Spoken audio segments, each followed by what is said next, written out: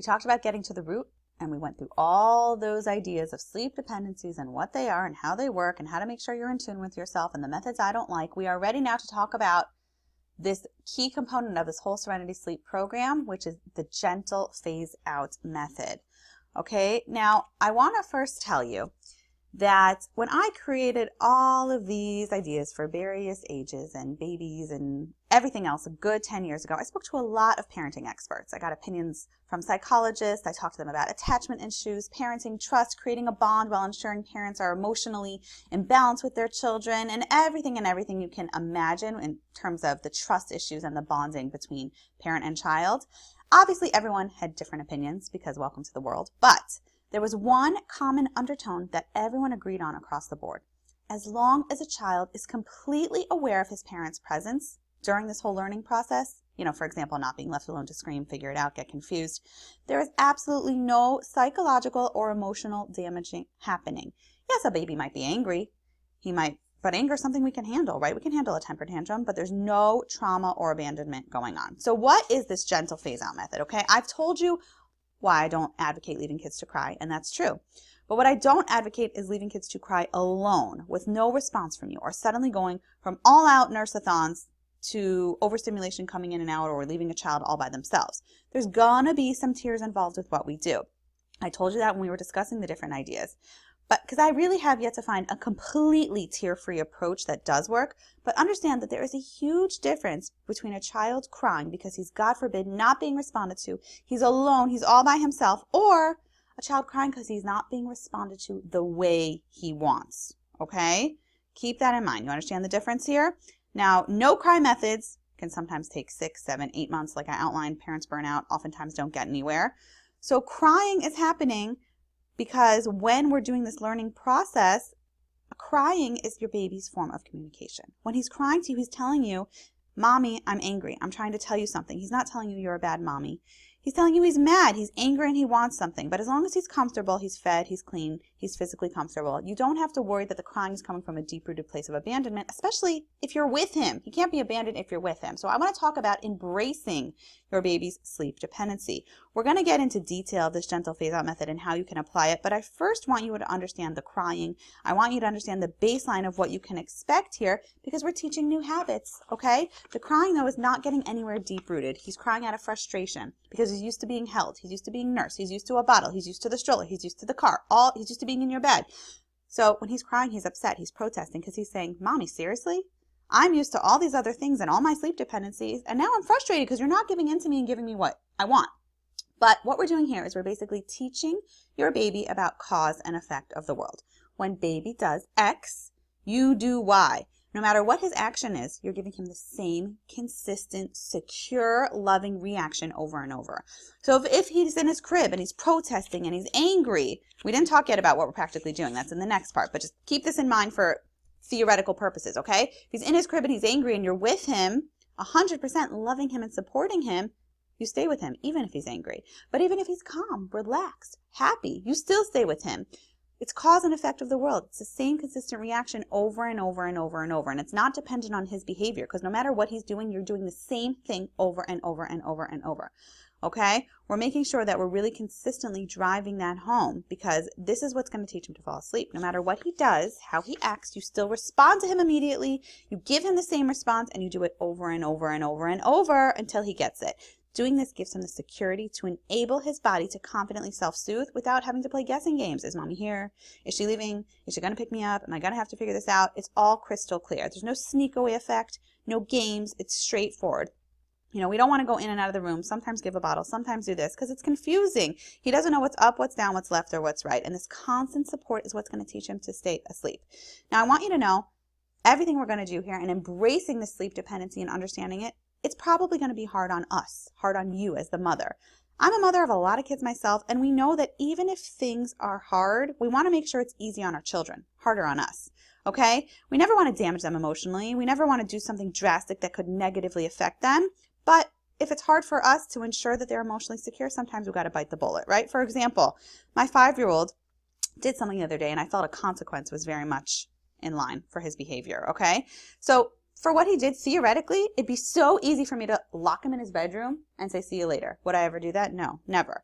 But I lock him in his bedroom. I can go about, do my laundry. I can go deal with the other kids. I can do dinner. But God forbid, he would be so emotionally damaged in a room by himself, locked in, screamathon. I would never do that. So what do I do alternatively? I do something that's, instead of being easy on me, which locking in the room would be, I do something that's hard on me because I'm a mature adult, but easy on him. Okay, what I do is I take away control of the situation, right? Maybe I make him sit somewhere else for dinner away from the other kids, or maybe I would lessen a privilege or something like that. Now for me, that's hard. Why is that hard for me? Because he's going to be complaining and hanging on me and saying, really, Mommy, do I have to? I don't really want to do this. But he's fine. He knows I love him. He's not going through damage. He's just angry. So everything we do here is the same thing. We're taking away control from the situation from your baby. It's going to be hard on you because you're the parent, but your baby's not going to be damaged at all. He's not going to be going through anything difficult because we want to make sure that our child's emotions are always fully supported, okay? So he's going to feel supported by your presence. It might not be the reaction he wants, but you're going to be there and he's going to be okay. And why am I telling you all this? To give you this pep talk and background information. You're only going to stick with something and see it through if you feel positive and good about it. And that's why I want you to understand the psychology behind what we're doing. You know, I don't want you to try something a few nights, go back and forth, because in all honesty, the only thing worse than not doing something is starting and stopping and starting and stopping, because you're going to get burnt out and your baby's totally not going to respond well. Consistency is the absolute factor to determine success of what we're going to do here. And over the course of a few weeks, you're going to start seeing amazing results, but only if you stick with it and believe in it, okay? Now, I want to talk about taking action here and responsibility so you can be ready to move forward and end your sleep struggles, okay? You have to be committed to doing this. If you really want to end your child's sleep struggles, then you have to take responsibility and say, listen, Batya, I'm doing this, okay? I want to see changes and I'm ready for it. And ending the sleep struggle does not mean a power struggle here of continuing it, like this rope here in this picture. It takes two to have a power struggle. I pull this way, he pulls that way, it's back and forth. You're taking scissors here, you're cutting the struggle from happening by saying you are taking control and you're taking it over, okay? Now, I want to talk about completely different components, a little like woo-woo here, but I'm telling you, it is a game changer with all aspects of our parenting, but especially with sleep. I call it the emotional umbilical cord, okay? It doesn't make sense that our babies are attached to us physically while in utero. Suddenly we cut the umbilical cord, they're no longer attached. No, doesn't make sense, right?